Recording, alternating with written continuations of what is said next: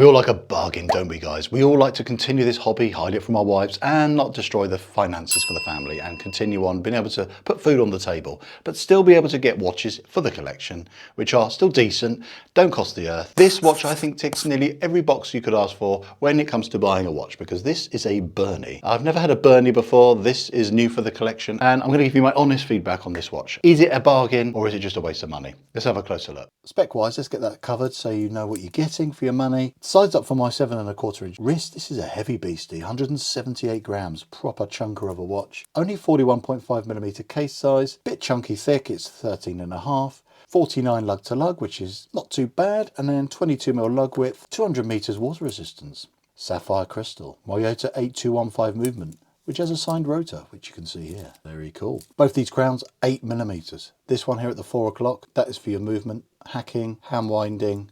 Date complication here at sort of around the 4 o'clock position. Black date wheel, which is good, blends in with the dial pretty nicely. Incredible lume, which if you hold tight, I'll show you in a bit, is some of the best I've seen on this price point. Honestly, it's spectacular. This bit unscrews here as well, and that is where you adjust your inner rotating bezel here for setting a dive timer. So you can get this without a bracelet, but for not much more, you can get it with the bracelet, and the bracelet's decent enough quality. Brushed and polished. Push pins, they come out really easily for me to size up. Milled clasp, which is a surprise. Not branded at all anywhere on the clasp itself. Pretty minimalistic, but you've got double pushers here. Solid end links. Exhibition case spec, as I said earlier. Really nice to be able to see that movement. Even though it's a bit basic, it's still nice to see a movement. And it's cool that they went to the extra detail to sign it with the brand logo. Different colours available. I like the green because of the contrasting orange. White tips are here on the hands, really clear and legible to see.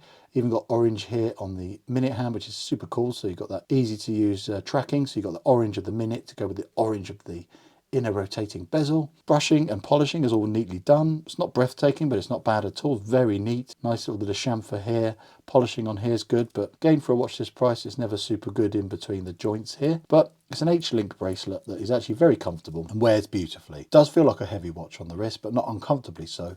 But it's well balanced. I think having a 22mm with no taper on it allows the weight of the watch to be actually well balanced, really nicely proportioned. Here on my wrist, as you can see, it's not big as a case size watch, but it's big on the old height. It doesn't bother me because it suits this design of watch. Speaking of design, I like that this watch is not an homage. Nice that for your £100, $100, you're getting something which isn't just a clomage of something else, not another Rolex or another Omega or something similar. You're getting something which has got its own unique individuality. Not the best looking watch in the world. That's my main criticism.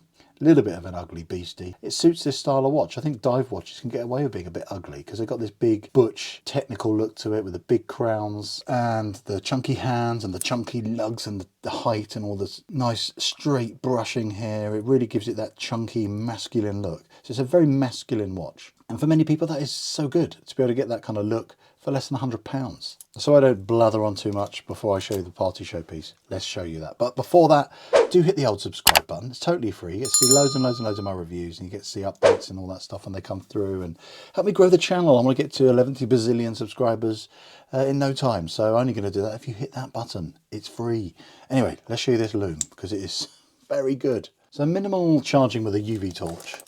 Look at this. It glows like a torch, literally, as you can see. That is extremely good for a watch of this price. And you know what's even cooler? There's 3 different lume colours on here. It doesn't pick out so well on the camera, but the rotating bezel, that's blue lume. Part of the rotating bezel is orange lume, including the orange lume in this minute hand. And then the lume throughout the rest of the dial is green. It just looks psychedelic almost. And it's just, I don't see that on watches of this price. It's so fun to have all that kind of display of light going on. It's like a night out in Tokyo. And what's also spectacular is, I don't know if they regulate their movements, but I put this on my time grapher and it's literally running faultlessly. It's running at 0 rate change a day. That is one of the most accurate watches I've received. I think that's luck of the draw. Well, my luck was very much in. None of the traditional stutter you can get with this movement. Sometimes the second hand can look a little bit like a drunk and it's just sort of stumbling around. Totally fine in this watch. Because it's such a big, thick, hefty monstrosity, you don't really notice the traditional Miyota rotor wobble or noise either because it's well insulated in this big, thick, chunky case. I was so surprised by this watch. This is what adds up to make this so impressive for so little money. I know the name's a bit weird, Berny. I forgive it that because it's better than a lot of other weird, disgusting brand names they come up with. The specifications is what you usually expect for a Chinese watch. Extremely good. Ticks all the right boxes there. But the tactile elements have all been done very well. That's where you often get the sloppiness. You get dodgy feeling crowns or dodgy feeling rotating bezels. Well, this feels absolutely gorgeous. Smooth gear feel going through the crown there. It feels like it's been done very nicely. There's no wobble or bounce or cheapness that you can often get with these kind of compression style watches.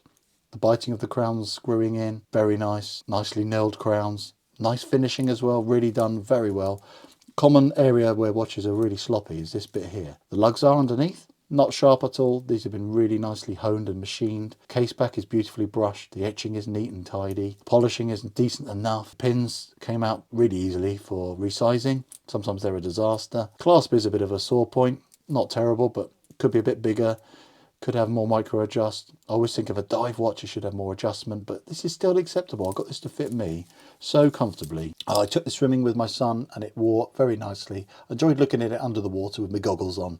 It's fun. This is a fun watch for less than 100 quid. I urge you to go and check one out because I can't find many other criticisms other than what I've said. And the positives are all here, plain to see. Oh, thanks for checking me out, guys. Always a pleasure finding these treasures for you. I'll see you in another one real soon.